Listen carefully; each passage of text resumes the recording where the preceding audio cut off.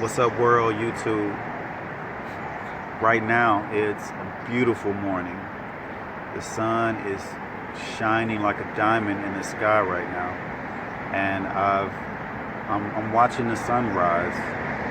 I've been out here for the past hour, and I try to do this every morning, and I'm thankful for it every single time. It's a blessing every single time, and it's just out of this world experience every time I do it. And I'm photosynthesizing. I'm feeding myself through my skin with the sun, and it goes a long way. This, I guess you could say, this is my first meal before I start my day. It's so wonderful, and I really appreciate it. Okay, so what am I going to talk about in this video? In this video, I'm going to talk about seeing the unseen and knowing the unknown. Things like going into the Akashic records, those types of energies, or in psychic abilities, clairvoyance, clairaudience, clairsentience, things of this nature. Those are things that we can sense, but we're not really sure of exactly how we can sense these things. And of course, some people have stronger abilities than others, and some have even developed their abilities, but everyone has these abilities. It lies within us all. So I don't think it's anything special. That's why I want to talk and discuss about it. Okay, so how's this video going to be laid out? I'm going to lay out the video like this. First, I'm just going to kind of just talk about the physical world and how we sense the universe and how we perceive the universe. And it's not going to be anything new, really, or anything special. And from there, I'll take it out of this world. I'll talk about like the energies of the moon and how they affect how we see and sense the world, and how we perceive things that are beyond normal sight, normal vision, normal thinking. And I'll also talk about some of the pitfalls and of tapping into and vibrating on these types of energies in order to know and understand the truths that it allows us to know and understand. And from there, I'll end the video by talking about a couple of very common ways that people see the unseen and know the unknown, and a couple of easy ways that you can do for yourself to know and see these things and increase your abilities to do so. All right, so let's get started with this. I'll start by talking about our senses. We have 5 very well-known senses. We can taste, we can smell, we can see, we can hear, we can feel. I guess you could say other senses are like instincts, our intuitions. They're senses also. We can also perceive. We perceive primarily through our thinking. And one of the primary sources of perception is consciousness. We use consciousness to perceive. Consciousness is very powerful in co-creating our reality. But we don't really use consciousness as much as we should. But if you take advantage of consciousness, it can change your reality drastically, dramatically. And I think it's well worth looking into what consciousness is and really rediscovering consciousness to know how much power that it has. And we have intellect. We perceive the world through intellect. Intellect is associated with how smart we are. But our intellect helps us quantify and just make sense of everything in the physical world. And a lot of us are really we rely maybe too much on our intellect. And I think intellect is surface level when it comes to being able to truly understand all the information that's available to us. But we're on this physical world, and intellect, it goes a long way on this physical world and explaining and understanding this physical world. We also have our subconscious. The subconscious, it's probably the most relevant in our perceptions of reality, because our subconscious, it constantly recycles itself. Like everything we experienced in our lives in the past and the present is stored in our subconscious, and we constantly recycle it and put it back into our realities over and over and over. And this is a good thing, but it could also be a negative thing, because we may put some of the wrong things, or allow some of the wrong things to be recycled into our subconscious, which is really our reality over and over and over, because we don't use consciousness that much. We primarily use subconscious, probably more than 90% of our lives. So subconscious is really important. It's really important to understand that and fix that and arrange that in a way that's beneficial and appropriate for us to live the type of life that we want to live.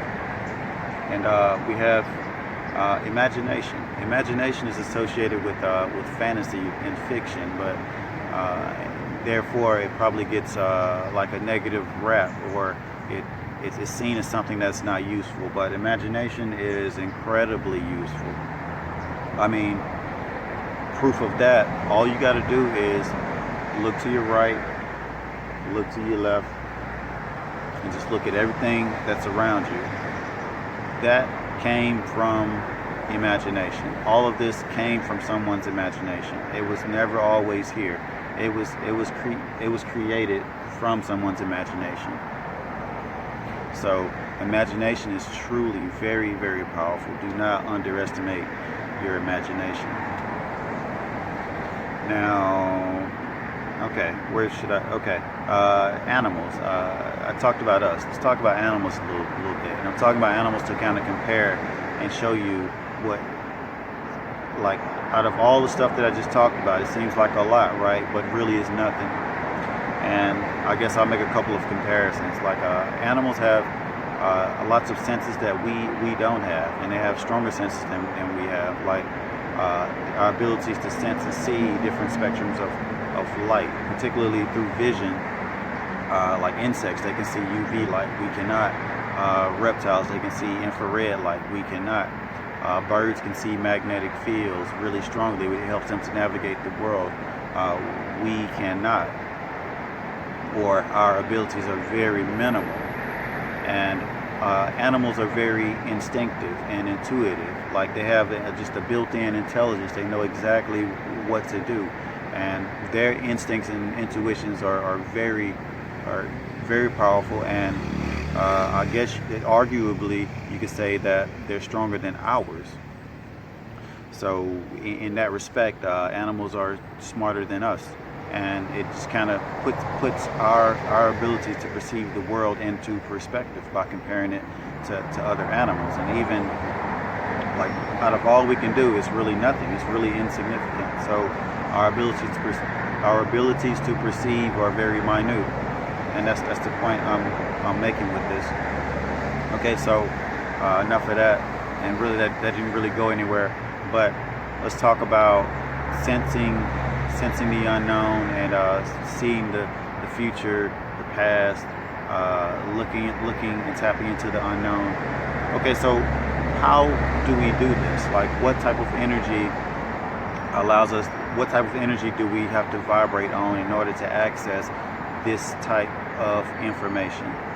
Well, one of the primary types of energy that is vibrated on when people tap into these abilities is the moon. And when I say when people tap into these abilities, I'm talking about everyone. Everyone does this, whether they're aware of it or not. But some people are very aware of it, and because they're very aware of their abilities, then I guess you could call them a psychic, or call them a clairvoyant, or something like this. But we all are. We just have to be more conscious of it. That's why I'm talking about it. That's why I'm making this video, to, I guess, make you more aware and also for you to share with me what you know about this, so I can become more aware as well.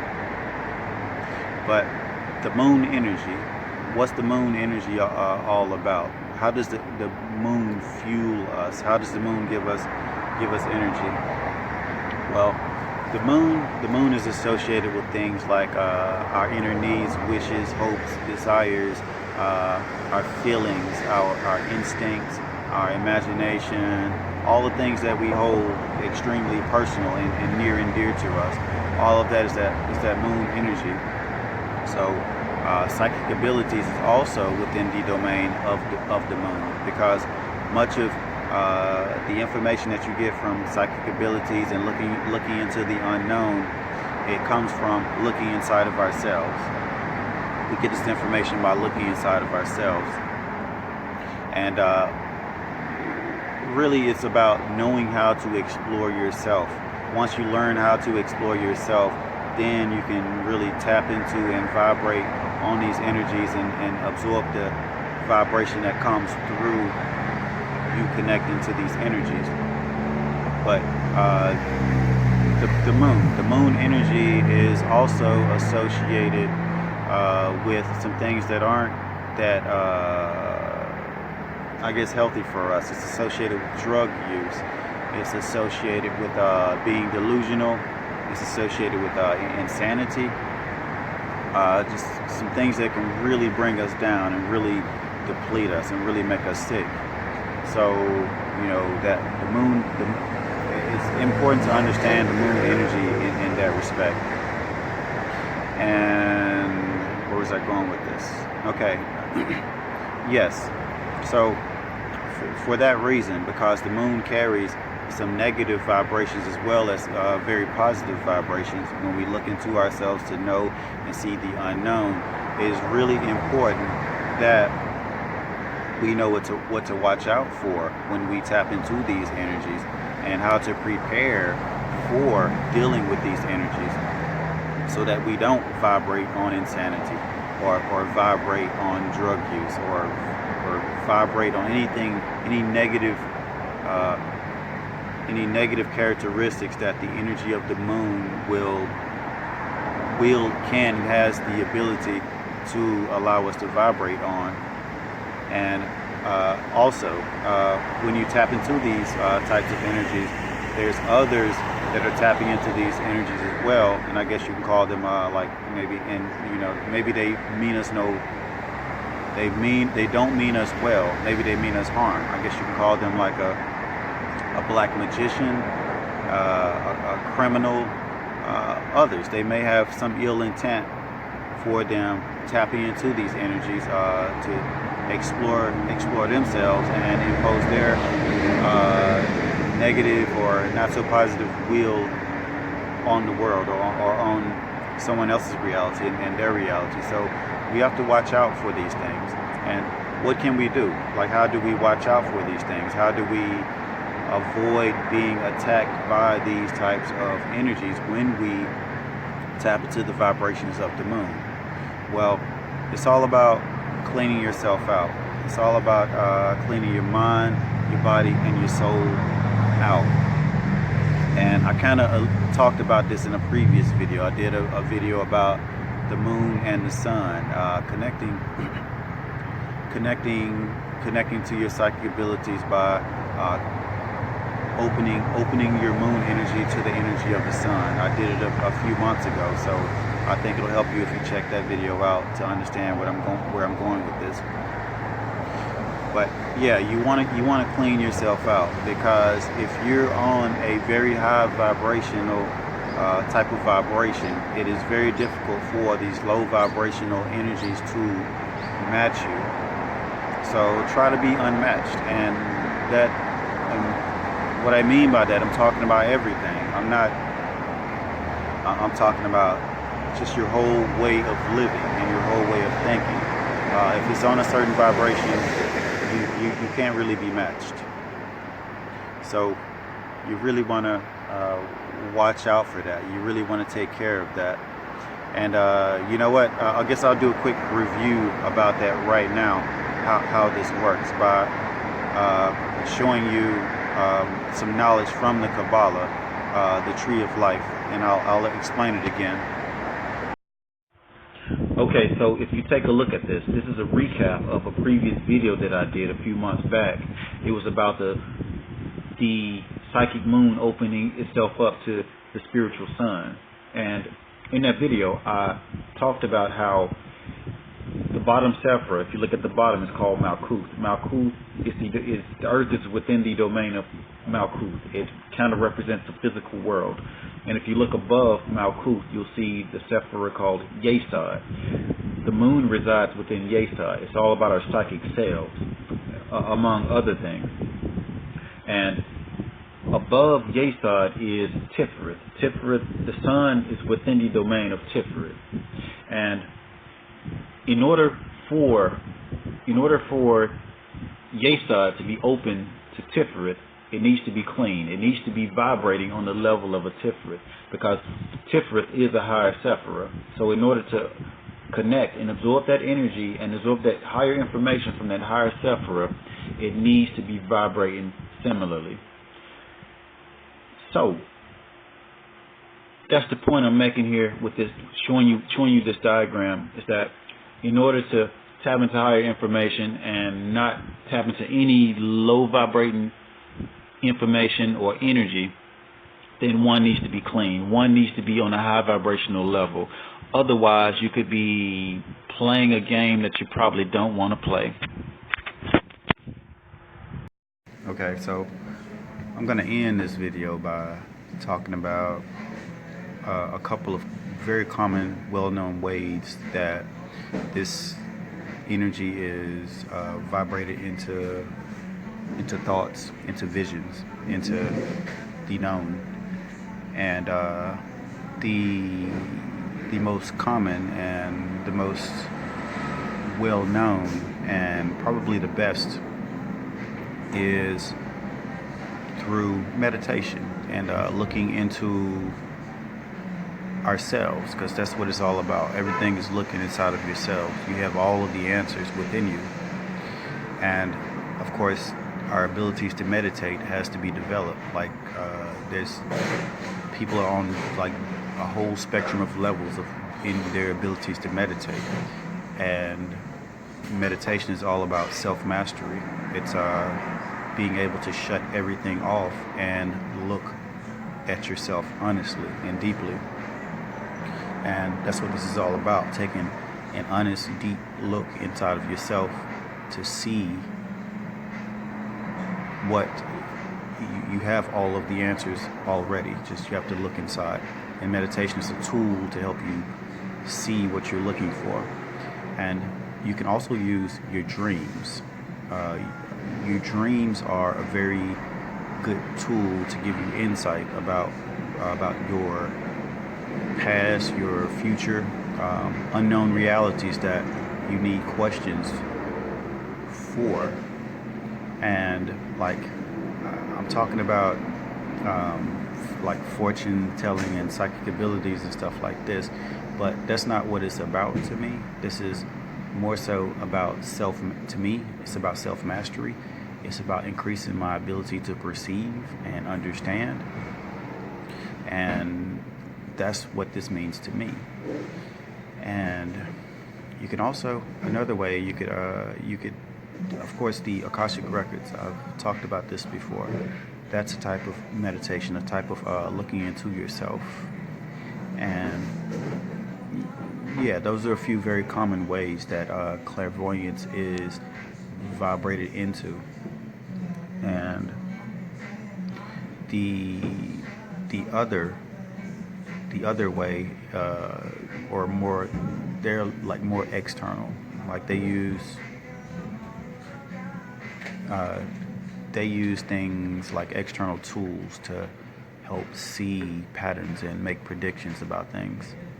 And I guess one very well-known tool that's used to make predictions and see the unseen and know the unknown are tarot cards, like used by fortune tellers and people that want to give people answers about their lives. And I'm not promoting this or anything, but I do believe and kind of understand how it works. But with that, it's basically using those as a tool to see patterns, and then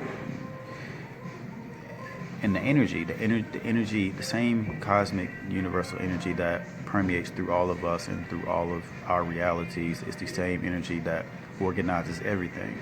And with the power of intention, we can direct some of that energy and see how that energy is organizing itself, and it allows one to see like the future, the past, or the unknown through cards. Now, this can be done with pretty much anything. The cards is just an organized way to do it. Someone invented that idea, and it's a very organized way to do it. But you can do it with anything. I learned just recently about something called a magic mirror, where you just basically get a mirror or any shiny or reflective surface, and you can maybe steam the mirror and see the patterns of the steam. And first you place your intention first, and then you see the patterns of the steam, and through practice you can learn how to decipher those patterns and make predictions, or understand and see what type of energy pattern was put on that mirror through the steam. But I've never done this before, so I don't really know anything about it. But the point is, you can pretty much use anything that, as long as you know, or you kind of see and understand like the patterns or the symbols of whatever you're using to decipher. You can use anything. You could tarot cards. You can use a mirror with steam. You can use some coffee in a cup and mix it up and see how, and place your intention, and as long as whatever you see, it can give you answers about the unknown. And whatever you look at, whatever you see in these tools, these that you use, it's not gonna give you answers. It's gonna give you a reflection of what's already inside, and it all comes back down to that self-mastery. If you have self-mastery, you can see the truth in anything that you look at. No matter what you look at, you can see like the real, true knowledge that you seek to find in that moment. So, what do I use to heighten my intuition and see the unseen? And again, it's not about seeing the unseen. It's just about broadening my awareness, making my awareness as broad as possible, and just making myself a better me. So that's what it's all about to me. But I connect with nature. I use the sun. I talk about the sun a lot, but it's not just about the sun to me. It's just a major thing that I realized at one point that I had really been missing in my life. So I really explored it. I tapped into it, and we've taken a long, incredible ride over like the past 5 years, and it's been really, really life-changing. And some previous past mentors made me aware of these things, and I'm really thankful for that, and I think I'm a better person for it. But as I just mentioned, there's so many other parts of nature and things that can make us a better us if we make the connection with it, and the sun was one major one for me. And I'm looking for other things as well beyond the sun, but me and the sun, we're gonna stay together. But there's a whole lot more, and I'm really trying to explore. So I'll end the video here, and thank you for hanging out. I love you. I appreciate you, and please like, share, subscribe, comment, browse my channel. I really want to know what you think, how you feel, what you know. It helps me grow, and hopefully I've helped you grow as well. So I'm gone. I'll see you.